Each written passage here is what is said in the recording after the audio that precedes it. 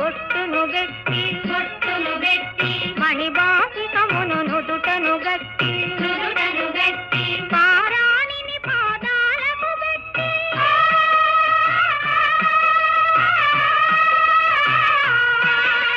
పారాణిని పాదాలకు బెట్టి పెళ్లి కూతురై వెలసిన సీత కళ్యాణము చూతమురారండి శ్రీ సీతారాముల కళ్యాణము చూతమురారండి.